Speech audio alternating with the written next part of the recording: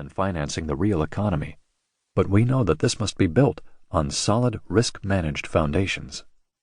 In this sense, the book supports the business philosophy we are developing at Natixis.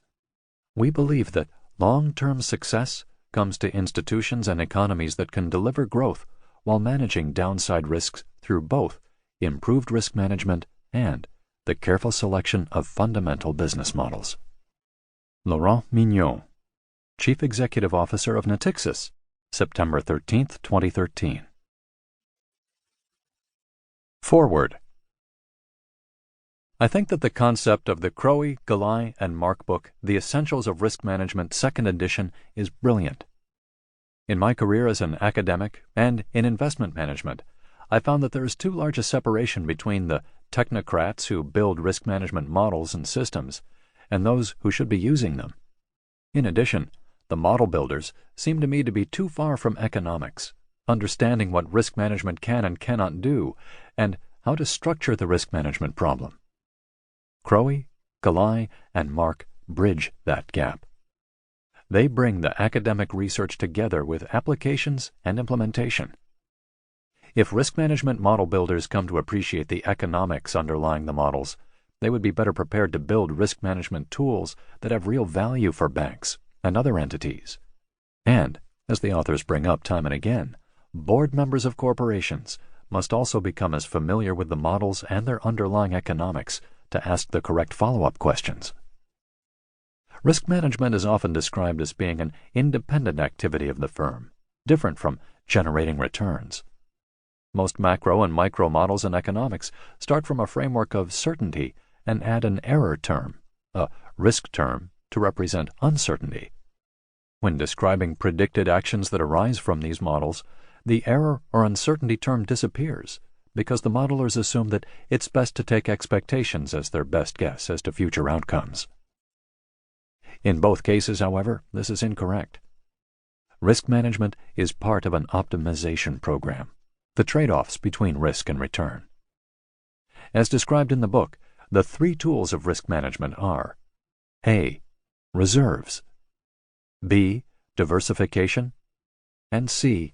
Insurance. With greater reserves against adverse outcomes, the risk of the firm or the bank is reduced. Greater reserves, however, imply lower returns, and the dynamics of the reserve need to be known.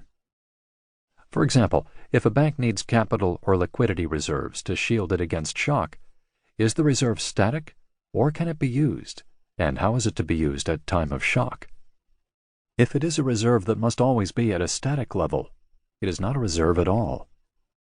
These are important optimization and planning questions under uncertainty.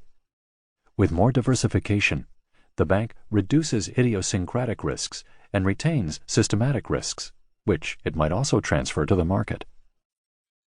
Diversification has benefits, but if a bank earns profits because its clients want particular services, such as mortgages, it might want to concentrate and make money by taking on additional idiosyncratic risk, for it is not possible to diversify away all risks and still earn abnormal profits. The bank must respond to its clients' demands, and as a result, take on idiosyncratic risks. The same is true of insurance.